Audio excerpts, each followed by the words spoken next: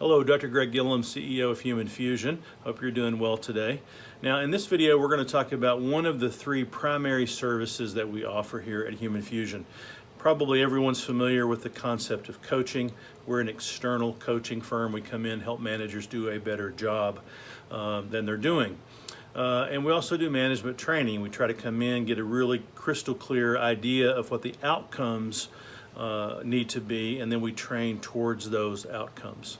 Now the third piece, we say third, but it's really probably most important to talk about it first, and that's the behavioral assessment. We use the Winslow Dynamics Profile. I've been a licensee for about 15 years now, and I've done about 1,100 Winslows over the course of my career. It's a lot of data behind me, and the Winslow is just a very, very good normative assessment for management, and I'm going to try to explain why. Well, first of all, it's a normative assessment.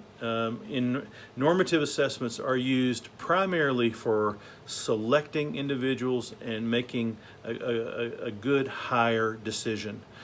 They're also good for succession planning, but we won't get into that. They're primarily used to make sure that you're hiring the right person, because the person's personality, the person's behaviors are going to be normed against 2,000 other people in the case of the Winslow, and that norming gives us predictive validity. That's the key.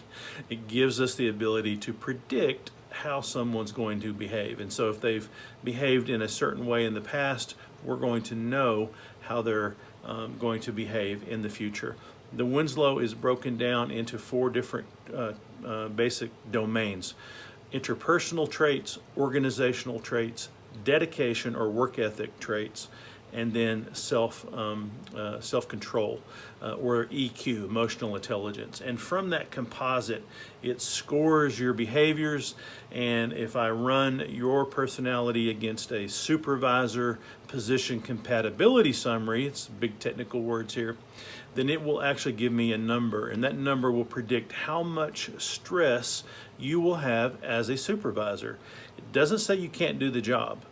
The Winslow will never say that that an individual cannot do a job. It will just measure the amount of stress that person will have in that job. And the more stress someone will have in a job, of course, we know that the likelihood that they will struggle in that job increases greatly. So over the next few weeks, I'm going to sprinkle in a couple of behavioral traits just to kind of give you a sense.